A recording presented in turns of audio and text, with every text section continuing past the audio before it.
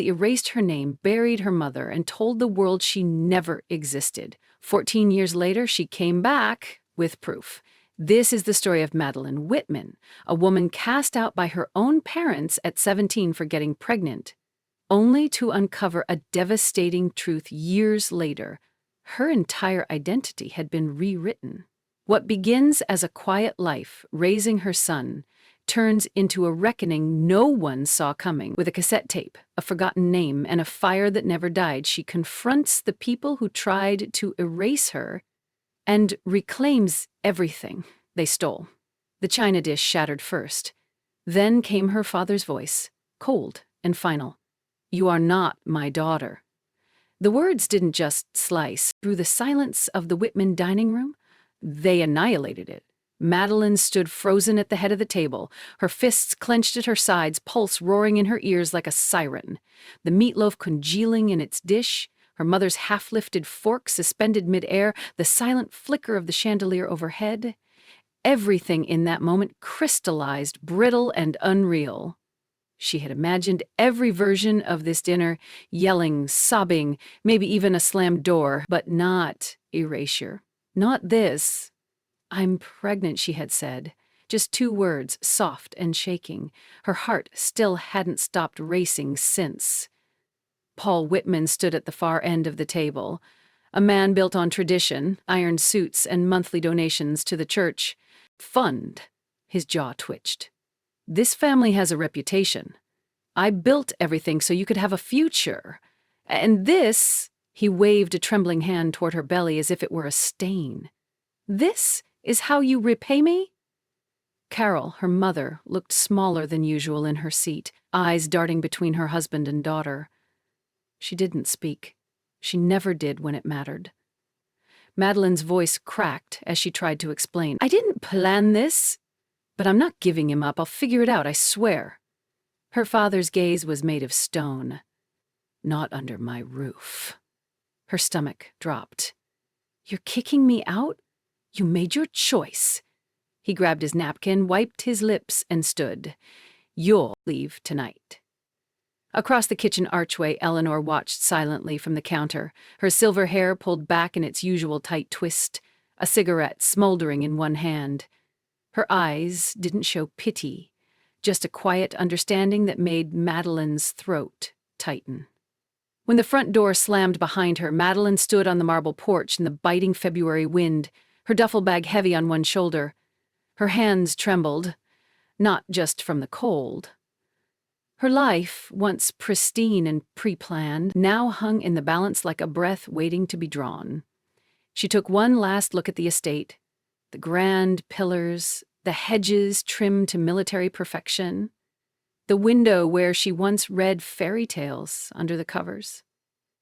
The house had never really been home, but it had been familiar, safe in its own suffocating way. Then she turned. "Wait!" Eleanor's voice called from the shadows of the side porch. Madeline froze. The older woman stepped closer, her cane tapping softly against the stone. In her other hand, she held a worn envelope and a small brass key. "You'll need these." "What is it?" Madeline whispered, her throat dry. "Somewhere to go, and someday, something to remember." Eleanor tucked the envelope into Madeline's coat pocket, her fingers lingering a moment longer than necessary. "Don't look back, girl. Let them choke on their silence." Madeline bit her lip to keep from sobbing. "Why are you helping me?" "Because I know what it's like to be left standing in the cold by people who claim to love you." Without another word, Eleanor turned and disappeared back into the house. Madeline stood alone on the sidewalk for a long minute, wind slicing across her cheeks, heart thudding in her chest. Then, gripping the strap of her bag, she stepped off the Whitman property and into the darkness, erased from their lives. But not from her own story. The Greyhound station in downtown St. Louis at 2 a.m. Neon flickered over stained linoleum floors, vending machines hummed in rhythmic disinterest, and a couple huddled on a bench whispered loud enough to drown out Madeline's thoughts. She sat alone near gates, her coat pulled tight around her, the envelope Eleanor gave her tucked deep in her lap. Her fingers had gone numb hours ago, not just from cold, but from everything that had collapsed on her shoulders since dinner. She hadn't opened it yet. The duffel bag at her feet sagged with hastily packed clothes, 3 shirts, a pair of jeans, a spiral notebook filled with half-poems and college deadlines she would probably never use again. She had nothing else, no plan, no money, no one, except Eleanor. Finally, with a breath she hadn't realized she'd been holding, she tore open the envelope. Inside were 2 items: a folded bus ticket to Springfield, Missouri, and a small paper slip with an S scrawled in block letters, 392 Larchwood Avenue. Beneath it, in Eleanor's unmistakable handwriting, 3 words, always a place. Madeline stared at the slip, blinking fast. She hadn't seen Eleanor in years, beyond the brief, tense holidays. Eleanor never lingered long in the main house. She was Paul's mother, but she'd always felt like something separate. A relic the family tolerated, but now she was Madeline's only lifeline. The bus hissed to a stop outside the glass doors. Madeline stood slowly, shoulder aching beneath the weight of the bag, and stepped onto the bus. There were only 4 other passengers, one asleep under a camo blanket, another mumbling to herself as if chasing dreams out loud. She chose a window seat halfway down, pressed her forehead to the chilled glass, and watched the city disappear in reverse. The glowing arches, the towers, the neat little lies they all lived in. When she finally dozed off, it was fitful. Owen's voice echoed in dreams she didn't want. This relationship doesn't fit anymore. The way he'd refused to look her in the eye, how he'd turned and walked down that gravel path like he hadn't once promised her forever under the old oak trees in Forest Park. She woke with a jolt sometime near dawn as the bus rumbled off the highway. Frost crept along the edges of the windows. Springfield wasn't much, just a quiet town of brick buildings, steepled churches, and mom-and-pop stores that opened when the sun did. She stepped off the bus into a morning that smelled faintly of wood smoke and cold rain. The address Eleanor wrote was a 20-minute walk. Her legs burned. Her feet were soaked. But she kept going. Past chain-link fences and barking dogs, past porch swings and American flags limp in the wind. 392 Larchwood was a squat brick house with chipped shutters and a crooked mailbox shaped like a cardinal. A light glowed in the front window. Madeline hesitated, then climbed the steps. Before she could knock, the door creaked open. Eleanor stood there in an old quilted robe, her hair undone, her face lined but fierce. "Took you long enough," she muttered, but there was a softness in her tone. Madeline didn't respond. Her mouth moved, but the words caught. Eleanor stepped aside. "Get in here before your toes fall off." She crossed the threshold, warmth hitting her like a tide. The air smelled of chamomile and cinnamon. A radio murmured old jazz from the kitchen. And for the first time in hours, maybe years, Madeline exhaled. Eleanor turned back once, eyes sharp. "They can erase you from their world, Madeline, but they don't get to erase who you are." Madeline's throat tightened. She set down her bag, and in the safety of the little brick house, let herself cry. 14 years later, the scent of sizzling bacon filled the narrow kitchen of Rosie's diner as Madeline Whitman flipped over the griddle timer with the back of her hand and called, "Order up!" Her voice cut clean through the breakfast chatter, the clink of coffee cups, forks scraping plates, the soft hum of the jukebox that hadn't worked since the Bush administration. Her apron was dusted with flour, her sneakers scuffed at the toes, and her hair pulled into a loose braid that fell between her shoulder blades. This wasn't the life she had planned, but it was the life she had claimed, piece by piece, in a town that once knew her as that pregnant girl from nowhere. "Mom," a voice called from the back booth, high-pitched and impatient. "My toast is too brown." Madeline spun around, wiping her hands on a towel with a dramatic sigh. "Secret Whitman. It's whole wheat. It always looks darker. Secret Jacob legally, but always secret to her. Grinned and stuffed the offending toast in his mouth anyway. At 12, he had inherited her dark eyes and his absent father's crooked grin. His hair refused to stay in place, no matter how many times she tried to comb it down before school. And his shoelaces were always untied. "You're lucky you're cute," she muttered, ruffling his hair on her way past. He ducked, grinning wider, already reaching into his backpack to pull out some crumpled sheet of graph paper. "Mom," he said, unfolding it proudly, "I finished my magnet project for science fair. You want to see how the field lines curve when I run the current through?" Madeline paused mid-pour at the coffee pot, brows lifting. "Secret, I haven't even had my second cup yet. Just wait, it's cool. I used Grandma Eleanor's old copper wire from the radio." Before he could launch into full lecture mode, the front door chimed as it opened. A gust of spring air rushed in, followed by a man in a crisp navy suit, sunglasses pushed up onto his forehead, briefcase in one hand, and a phone in the other. Madeline barely looked up until she reached his table. He didn't even glance at the menu. "Black coffee, no sugar." His voice was smooth, confident, but impatient. She turned on reflex, grabbed the pot, and poured. Just as she was about to leave, his phone buzzed on the table, and he snatched it up, muttering, "Yeah, if we close on the parcel before Friday, the city won't have time to block zoning." Her ears pricked at the word. Parcel. Zoning. She glanced at the briefcase, the tailored cuffs, the gold watch glinting beneath his sleeve. Developers had been circling Rosie's diner for over a year, sending letters, making vague threats about condos and coffee chains, but no one had ever come in. Until now. He looked up just then, eyes locking with hers for the first time. "I'm sorry," she said, keeping her tone even. "Did you say something about a city parcel?" The man blinked. "Just business." Madeline didn't smile. "This parcel." He raised an eyebrow. "Depends. Is this diner sitting on Main and Ridge?" She nodded once, lips tightening. "Then, yeah," he said casually, sipping his coffee. "This parcel." She set the pot down harder than necessary. "Enjoy your coffee." Secret watched from the booth, eyes narrowed. "Is that guy trying to take Rosie's?"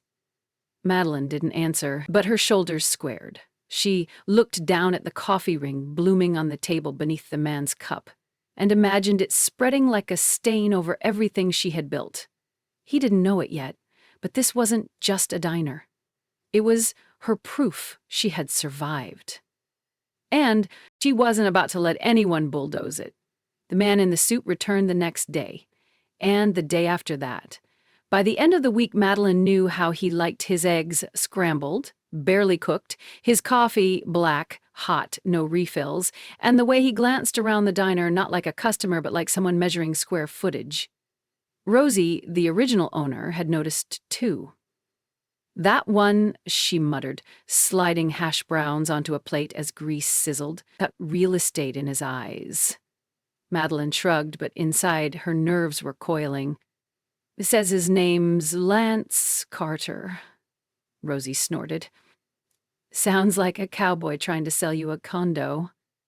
On Friday afternoon, during the lull between the lunch crowd and the after-school rush, Lance lingered at the corner booth longer than usual. His briefcase was open on the seat beside him, laptop glowing, fingers tapping out some quiet email war. Madeline refilled his cup even though he hadn't asked. "This place have a lease or a deed?" he asked, eyes never leaving the screen. She didn't flinch. "Why do you care?" "Just curious." He looked up. "Places like this don't usually survive long with margins this tight." She crossed her arms. "We've lasted 14 years. He paused, then closed the laptop. "That wasn't a dig. I meant it. Most people would have folded a long time ago. You haven't." Something flickered in her chest. Confusion, maybe?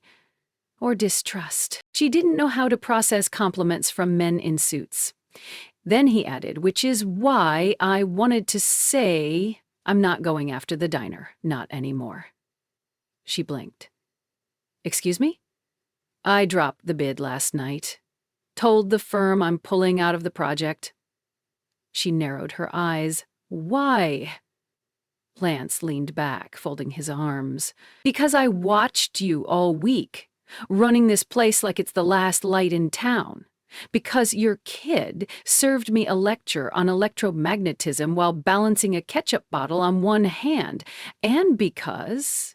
He hesitated, something softer coming into his voice. Maybe I'm tired of chasing deals that only feel worth it on paper. Madeline didn't answer. She just stared at him, waiting for the catch. There is one condition, though, he said, pulling a card from his wallet. He slid it across the table toward her. She picked it up slowly. A dinner reservation. Tomorrow, 6 p.m. You want me to have dinner with you, she said flatly. I want to talk, Lance replied. Off the clock. No suits, no deals. Madeline studied the card, then him. I don't date developers, he smiled. I don't date waitresses. Her eyebrow arched. Well, good. I'm not a waitress. I co-own this place. He grinned, nodding once. Even better. She didn't say yes, but she didn't tear the card in half either. Later that night, when the diner was closed, neon lights hummed against the dark. Madeline sat on the counter with a glass of ginger ale watching Secret build something with copper wire and a flashlight he'd taken apart. Hey, Mom, he said without looking up. You ever think about doing something else? She paused. Like what? Like not being here. Like something bigger. She thought about it. The weight of the place, the smell of fryer oil in her hair, the envelope of savings under her mattress marked Secret's future. 14 years of standing still for the sake of keeping him safe. I did once, she said quietly, but life had other plans. He nodded, adjusting a circuit. Maybe plans can change. She smiled faintly, tracing the edge of Lance's card on the table beside her. For the first time in a long time, something inside her cracked open. Just wide enough to wonder what else she could be. The safety deposit key had sat in her drawer for 14 years, tucked beneath old bank statements and expired coupons. Neither lost nor forgotten, just ignored. But something about Lance Carter's sudden interest in her life had stirred up a restlessness in Madeline that wouldn't settle. That, and the manila envelope she'd found on her doorstep 3 nights ago. No return address, no note, just her name. Scrawled in all caps across the front. Inside, a grainy black and white photo of her at 17, standing in front of the Whitman estate, shoulders hunched, duffel bag at her feet, and underneath it, clipped to the edge, a copy of her birth certificate. But it wasn't the one she remembered. This one had a different mother's name. Anna Lane, not Carol Whitman. Now, sitting in the private booth of Springfield National Bank, Madeline's heart thudded in her ears as the vault door creaked open. The manager handed her the narrow metal box with practiced indifference, but his eyes lingered a beat too long. She thanked him, waited until he left, then locked the door behind her. The box was heavier than she expected. Her fingers trembled as she slid it open. Inside, Eleanor's handwriting stared back from a folded sheet of paper, yellowed at the edges. There were 3 items beneath it. A legal document with a notary seal, a cassette tape labeled Anna, July 1984, and a photograph of a woman Madeline didn't recognize. Dark curls, bright eyes, and a smile that looked eerily like her own. The note read, If you're reading this, it means the past has come knocking, and if you're smart, you won't answer without knowing what came before you. I couldn't stop what they did. But I could leave you this. Anna was your mother, not Carol. That lie was for their protection, not yours. Eleanor Madeline's breath caught. Her chest tightened with something between disbelief and fury. The page shook in her hands. She blinked hard, rereading the words, trying to will them into something different, something that didn't confirm what she'd always felt but never dared name. That something about her childhood had never made sense. Not the way Carol held her, not the strange silences at holidays, not the way Paul only called her the girl when he thought she couldn't hear. She picked up the legal document next. Petition for emergency guardianship filed in May 1992. Paul Whitman's name was on the top line as guardian, Anna Lane's name as biological mother.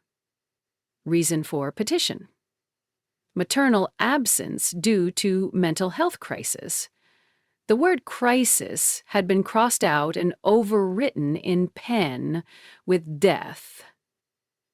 She closed her eyes. Her throat burned. She didn't. How long she sat there before the cassette tape caught her eye. She turned it over in her hand. The label was faded, but the name Anna stared back like a ghost. There was no recorder in the vault room, no way to play it. She placed everything gently back into the box, except the photograph, which she slid into her jacket pocket. She stood, gathered her bag, and unlocked the door, her legs somehow steady beneath the storm inside her. As she stepped back into the bright lobby, the banker nodded politely. "Everything in order, Ms. Whitman." She forced a smile. "Yes, just some old paperwork." Out in the parking lot, the sun was blinding. She leaned against her car door, clutching the photograph, and whispered the name aloud for the first time in her life. Anna. It didn't feel foreign. It felt like home, or the first step back toward it. The attic smelled like old cedar, mothballs, and dust disturbed too suddenly. Madeline climbed the narrow steps slowly, flashlight clenched between her teeth, hands brushing aside low-hanging cobwebs. Eleanor hadn't been up here in years. And it showed. Boxes stacked like forgotten memories, each one sagging slightly, half-labeled in her grandmother's firm but fading handwriting. She scanned for anything that might match the box in the vault, something that could confirm what she had just read, or better, disprove it. A part of her still wanted this to be some elaborate mistake. But the name Anna Lane refused to leave her mind. Near the back corner, behind an old sewing machine and a fan that hadn't turned since the Clinton years, she found it. A weathered brown trunk marked with a single white label, M. Confidential. She stared at it for a long time. The latch creaked open with a groan. Inside, she found folders, neatly organized but clearly untouched. Her fingers grazed faded hospital intake forms, several letters addressed to Anna L., and one manila envelope, labeled, "Original birth do not alter." Her breath caught. It matched the one from the bank. Beneath it all, a cassette player, clunky, yellowing plastic, rested atop a bundle of receipts and an old leather-bound planner. She reached for it, popped open the lid, and slid the Anna July 1984 tape into place. She hesitated, thumb hovering over the play button, and pressed. The recording crackled. A woman's voice, gentle but hurried, filled the silence. Madeline dropped to her knees beside the trunk, her heart in her throat. If this is ever heard, then I've either been erased or I've run, the woman exhaled shakily. My name is Anna Lane. I was 20 when I gave birth to my daughter. Her name, her real name, is Madeline Grace Lane. She's mine. She always was. Madeline's skin prickled. I gave her to Paul temporarily while I sought treatment. I was not well. I admit that, but I got better. I came back. I begged. They told me she'd adjusted, that Carol had bonded with her, that pulling her out would be cruel. But they didn't give me a choice. They changed her records. They filed me as dead. The tape clicked. A brief pause. I never wanted to disappear. I wanted my daughter to know she was loved, that she wasn't a mistake. If you're hearing this and you are my Madeline baby, I fought. I swear to you, I fought. The audio broke into static, then silence. Madeline pressed stop. The attic was suddenly too still. She pressed her forehead to her knees. The photograph from earlier crumpled in her hand. The woman in it, the one whose name no one had dared speak, was no longer a mystery. She was a mother. Her mother. Madeline rose slowly and took the tape with her, descending the steps like someone waking from a long, hard dream. Downstairs, Secret was in the kitchen, building a model of the solar system with string and foam balls. He looked up as she entered, eyes wide behind his smudged glasses. "You okay?" he asked. Madeline knelt beside him, brushing a piece of dust from his cheek. "Do you remember what you said last week about plans changing?" He nodded. She smiled faintly, the weight of truth still settling in her bones. "Turns out mine just did." That night, after Secret had gone to bed, she sat at the kitchen table with the tape player in front of her and the original birth certificate beside it. Lance's business card lay between them. She reached for her phone, hesitated, then dialed. When his voice answered, warm and curious, she said only, "I need you to help me find someone." "Who?" he asked. She looked down at the documents once more. The woman who was supposed to raise me, and the man who made sure she didn't. The knock came just after 5. It was sharp and uncertain, like someone who wasn't sure they should be there but had run out of reasons not to be. Madeleine stood frozen in the hallway, dish towel still in one hand, the scent of roasted chicken clinging to the air behind her.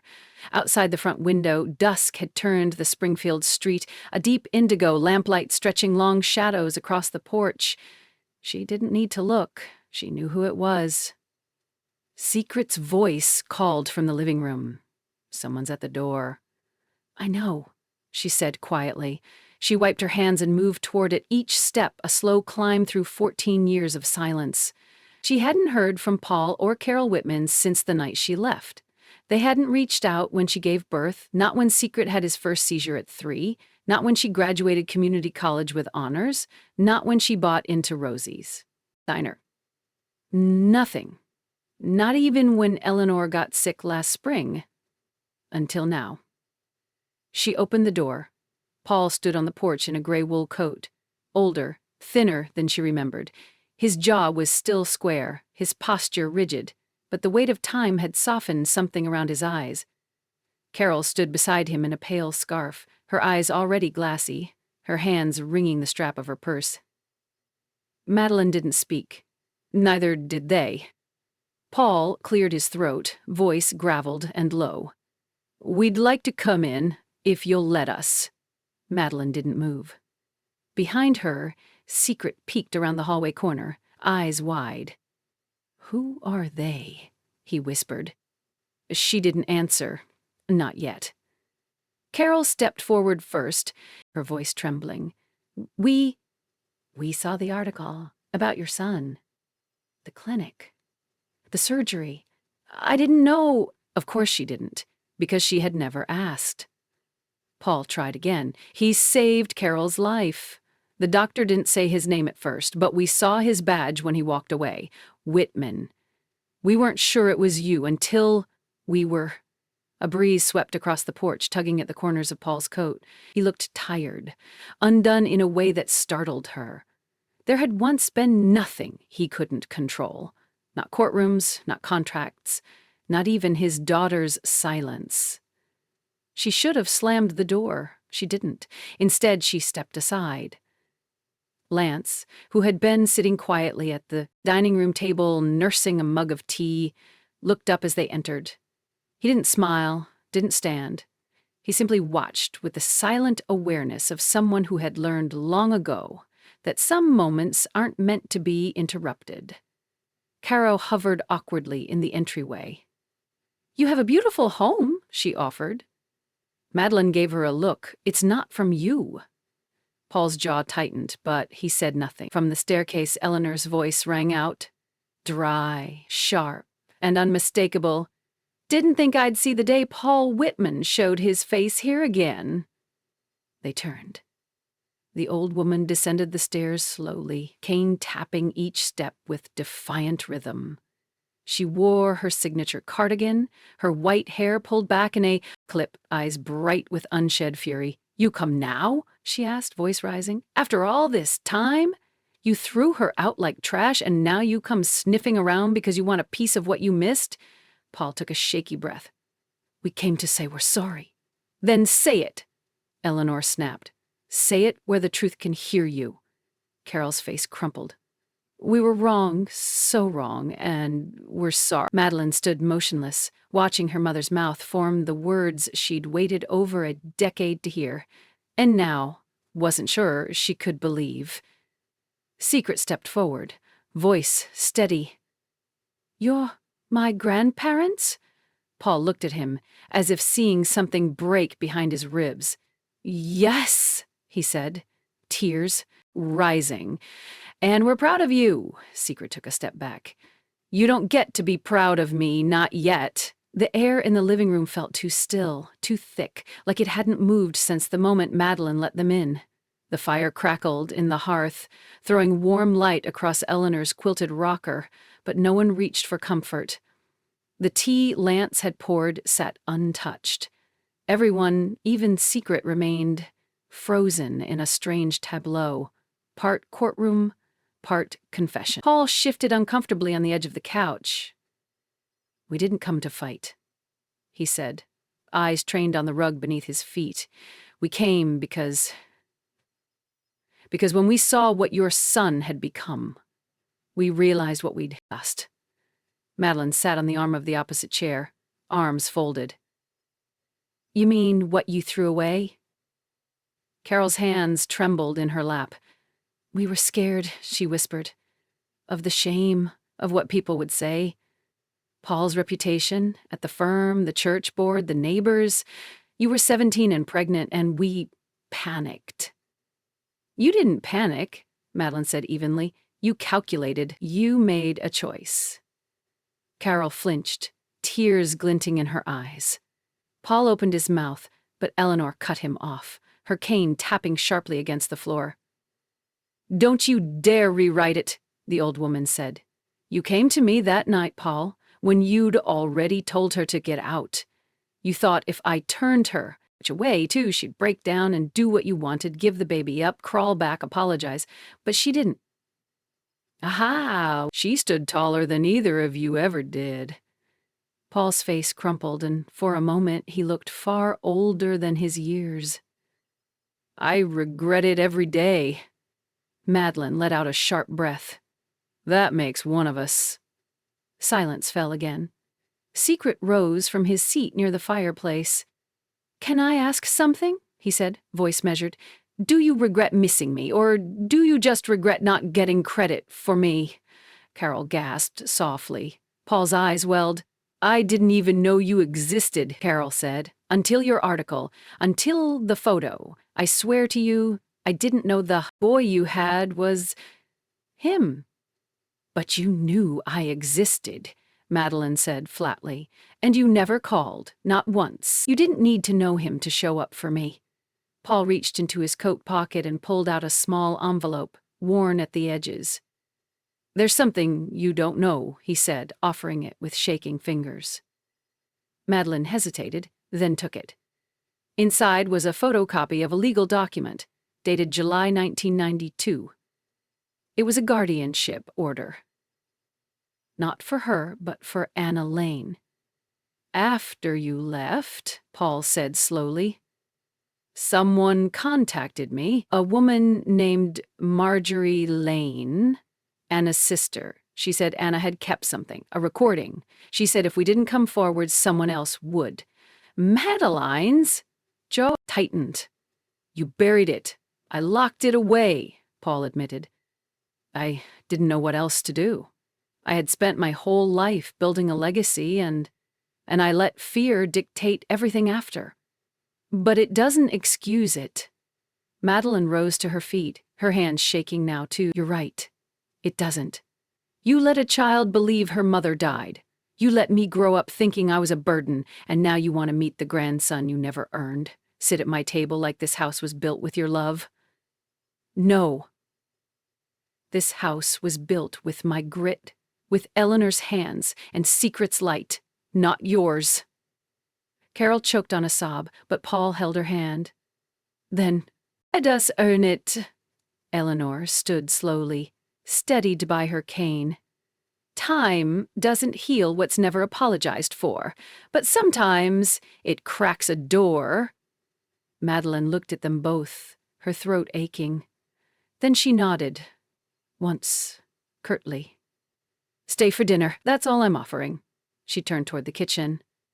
Behind her, Secret whispered, That's more than they deserve. She didn't disagree. The dinner table had never felt this crowded, or this quiet. Madeline sat at the head, her fingers brushing the rim of her water glass as steam curled up from the casserole dish in the center.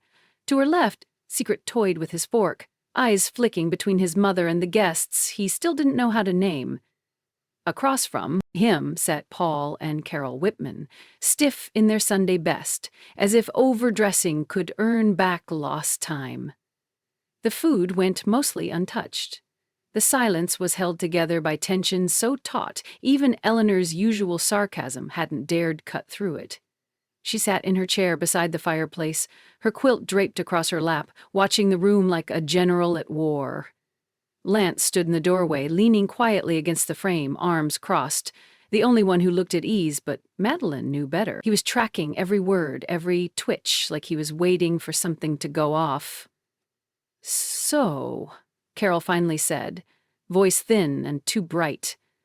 Secret. That's quite a name. He glanced up. It's mine. Yes, of course. I didn't mean... You did, Madeline said, sharper than she intended. But it's fine. He chose it himself when he was 4. Said it was cooler than Jacob. Secret smirked, faintly. Still is. Paul cleared his throat. He's very bright, the clinic director said. He led the surgical team on a triple bypass at 22? Gallbladder, Secret corrected.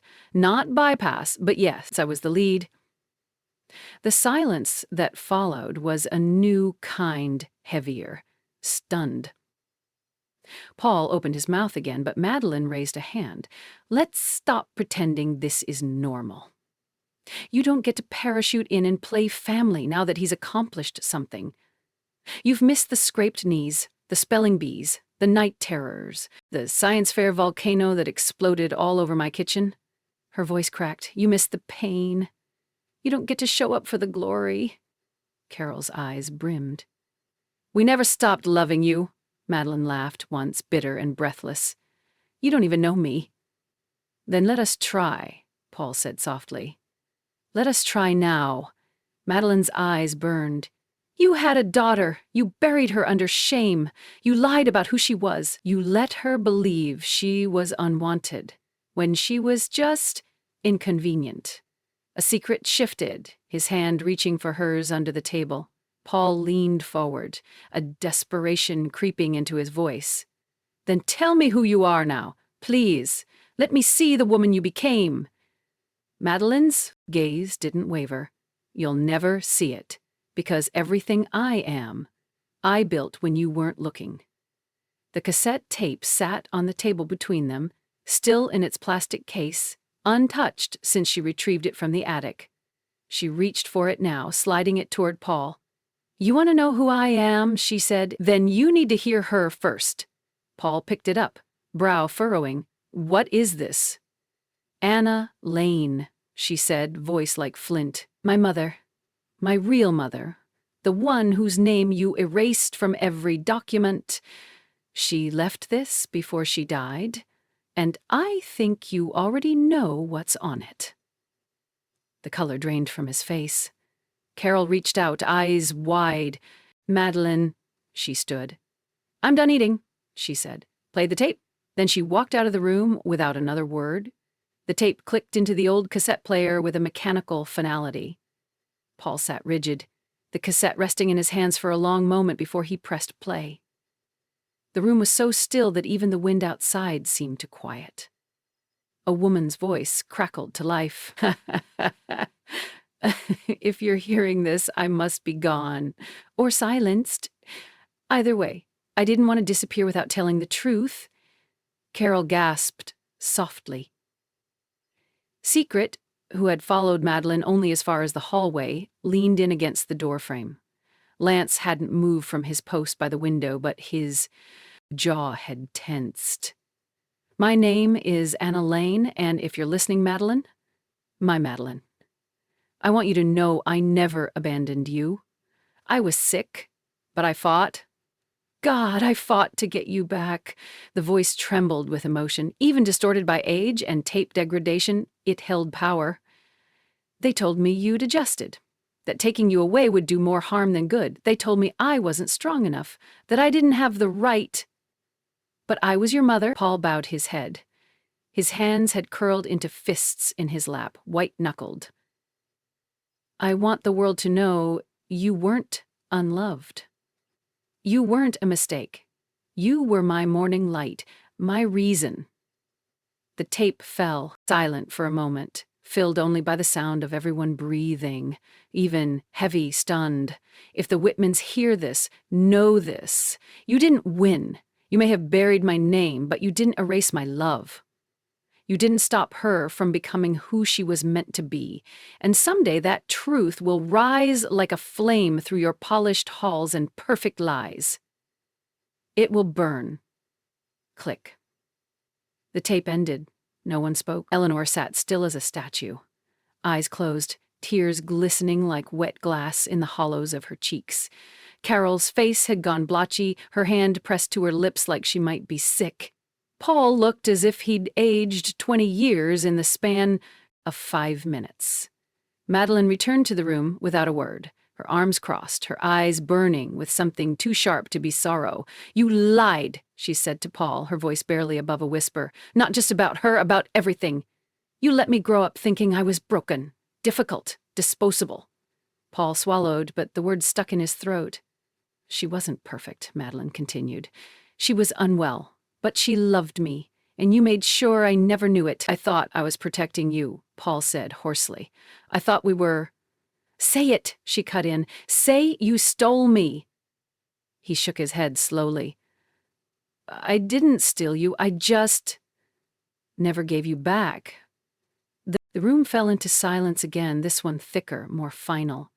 Secret stepped forward, standing beside his mother now. What happens now? He asked. Madeline looked at her son, then at Carol, who had dissolved into shaking sobs. At Paul, who looked like he was finally starting to understand the gravity of what he'd done. She lifted the tape and placed it back in its case. Now, she said, voice flat. You leave. Paul opened his mouth. She raised a hand. I let you in. I let you speak. That was my gift. But this house doesn't belong to ghosts and regrets. It belongs to the living. To truth. Eleanor nodded, her voice gravelly and soft. You heard the tape. You. Oh, the damage. Now do the one thing you never did before. Respect her decision. Paul stood slowly. Carol followed, silent and shattered. They walked out without another word, the door shut behind them, and for the first time the house exhaled. The courthouse in Springfield wasn't grand. It didn't have white marble pillars or security guards in starched uniforms, but as Madeline stepped through its narrow glass doors, her boots clicking against the scuffed tile floor, she felt the gravity settle in her chest just the same. The clerk behind the counter glanced up. Name change petition? Madeline nodded. Yes. She clutched the folder to her chest. Inside, a newly notarized birth certificate listing Anna Lane as her mother. A letter from the Missouri Department of Health confirming the state's recognition of the error, and, tucked in the back, the cassette tape's transcript, now printed and sealed in a clear sleeve like evidence from a decades-old crime. It had taken weeks. Phone calls, legal requests, conversations she thought she'd never be ready to have. But when it was all done, when the state sent the corrected documentation with the heavy black line through, Carol Whitman, and the careful replacement in block print of "On a lane she had cried." Not out of grief, not even relief. She had cried because for the first time something felt like hers. The clerk handed her a small form. "Have a seat. The judge should be with you shortly." Madeline nodded, turned, and settled into a bench beside a potted ficus and a rack of brochures about small claims court. She exhaled slowly and glanced out the window. A gray March morning settled over the square. Pigeons flapped near the statue of a Civil War soldier across the lawn. She didn't notice Lance until he sat down beside her. "You're early," she murmured, not looking at him. He shrugged. "Didn't want you doing this alone." Madeline glanced at him. "You've already done more than I ever asked." Lance leaned back on the bench, arms folded loosely. "Yeah, and I plan on doing it again." She didn't respond. Instead, she handed him the folder, letting him flip through the papers. "Anna Grace Lane," he read aloud. "That's what you're changing it to?" Madeline nodded. "It was hers, now it's mine." He studied her for a moment. "You sure you don't want to keep Whitman? Make them carry the weight of it every time they hear your name on the news?" She gave a soft, wry smile. "That's the thing about names, Lance. Sometimes letting go hurts more than holding on, but it frees you." The courtroom door opened. "Ms. Whitman," the bailiff called. Madeline stood, gathering the folder, her shoulders squared. Lance touched her elbow gently. "You got this." She nodded once. "I know." Inside, the courtroom was quiet and spare. Just the judge, a clerk, and a few rows of wooden benches. The name change hearing took 12 minutes. Madeline spoke clearly when asked, her voice firm as she explained the circumstances, the documentation, the history. The judge listened without interruption, then finally nodded. "Petition granted," she said. "Effective immediately." The gavel came down with a soft thud. Madeline stood still for a moment longer, letting it sink in. Then she turned and walked out, the hallway echoing with each step. When she emerged into the daylight, Secret was waiting on the steps, his backpack slung low, hair sticking out in every direction. He grinned wide when he saw her. "Is it official?" he asked. Madeline smiled. "It's official." He stepped forward, hugging her tightly. "So, what do I call you now?" She held him back, kissed his temple. "Just Mom." Then, after a pause, "But on paper, Anna Grace Lane." Secret tilted his head. "It suits you." She looked up at the sky, wide and pale and open, and felt, for the first time in her life, completely unburdened. The diner was quiet after closing, the usual clatter of dishes and hum of conversation replaced by the soft flicker of neon outside the window and the low buzz of the refrigerator. Madeline sat in booth 3, her favorite, legs curled beneath her, staring down at a sealed envelope addressed in her own handwriting, to be opened when he's ready. Across from her, Eleanor sipped chamomile tea from a chipped blue mug, her eyes sharp even behind foggy glasses. "So," she said, nodding toward the envelope, "you're telling him everything?" Madeline nodded. "Eventually, when he's older, when it's the right time." Eleanor hummed low in her throat. "There's never a right time, sweetheart. Just a moment when the truth hurts a little less than the lie." Madeline's smile was tired. About Anna, about the Whitmans, even about Owen. The name landed softly between them, but it still made Eleanor's fingers tighten around her mug. Madeline glanced out the window. "I've been so afraid for years that Secret would repeat my past, that he'd end up abandoned or twisted by it. But he didn't. He's nothing like them. He's light." Eleanor leaned forward. "That's because you raised him in the truth, even when it hurt. That boy doesn't carry their shame. He carries your strength." Madeline blinked back a sudden sting of tears. Just then the bell over the door jingled. Lance stepped inside, windblown and flushed from the cold. He held a small box in his hands, wrapped in plain brown paper with a navy blue ribbon. Sorry, he said, walking over. I couldn't wait until tomorrow. Madeline raised an eyebrow. It's not my birthday. Doesn't have to be. He slid the box across the table. She hesitated, then untied the ribbon and peeled back the paper. Inside was a nameplate, polished brass with black engraving. It read, Anna G. Lane, owner and general manager, Rosie's Diner. For a second, Madeline couldn't breathe. She ran her fingers over the engraved letters, tracing the new name, her name. No hyphen, no disclaimers, just the woman she had become. Lance rubbed the back of his neck. Figured it was time. The sign matched the soul. She looked up, eyes glassy. You didn't have to do this. Exactly why I did, he said. She laughed, choked and messy. Eleanor smiled without a word. Outside, snow began to fall, soft, slow flakes, catching in the glow of the street lamp.